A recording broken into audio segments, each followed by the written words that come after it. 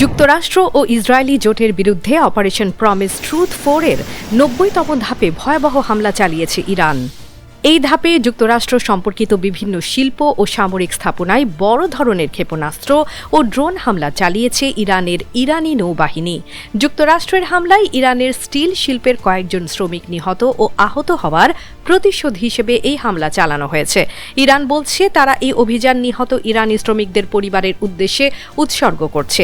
একই সঙ্গে মার্কিন প্রেসিডেন্ট ডোনাল্ড ট্রাম্পকে সতর্ক করেছে আইআরজিসি, যদি আবারও ইরানি শিল্প কারখানায় এমন হামলা করা হয় তাহলে যুদ্ধ আরও বড় আকারে ছড়িয়ে পড়তে পারে বলে ট্রাম্পকে সতর্ক করেছে তারা।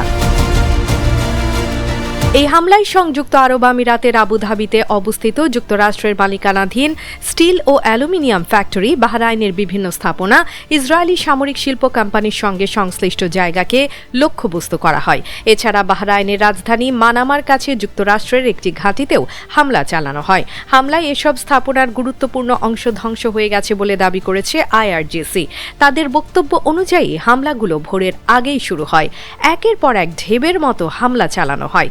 এসব হামলায় যুক্তরাষ্ট্রের বহু সেনা নিহত ও আহত হয়েছে। হামলার পরপরই আক্রান্ত এলাকাগুলো ঘিরে ফেলা হয়। এরপর কয়েক ঘণ্টা ধরে অ্যাম্বুলেন্সে করে আহতদের সরিয়ে নেওয়া হয়। ইরান আরও বলেছে এই হামলা যুক্তরাষ্ট্র ও ইসরায়েলের একটি সতর্কবার্তা। যদি আবার তাদের শিল্প খাতে আক্রমণ করা হয় তাহলে তারা আরও কঠোর জবাব দেবে। ভবিষ্যতে ইসরায়েল এবং যুক্তরাষ্ট্রের গুরুত্বপূর্ণ অবকাঠামো ও অর্থনৈতিক স্থাপনাগুলোতেও হামলা চালানো হুঁশিয়ারি দিয়ে রেখেছে ইরানি বাহিনী। পরে দেয়া আরেকটি বিবৃতিতে ইরানের ইসলামিক বিপ্লবী গার্ড বাহিনী জানায়, ইসরায়েলের গুরুত্বপূর্ণ বিমান ঘাঁটিগুলোতেও হামলা চালিয়েছে তারা। এর মধ্যে ছিল তেল নফ এয়ারবেস, পালমাজিম এয়ারবেস এবং গুরিয়ন বিমানবন্দর। এই বিমানবন্দরের একটি অংশ আকাশপথে ইসরায়েলি যুদ্ধ বিমানগুলোর জন্য জ্বালানি সরবরাহের কাজে ব্যবহৃত হচ্ছিল। এছাড়া ইসরায়েলের রাজধানী তেল আবিব, হাইফা, ইলাদ, নেগেভ এবং বীর আল সাবা অঞ্চলেও হামলা চালিয়েছে ইরানি বাহিনী।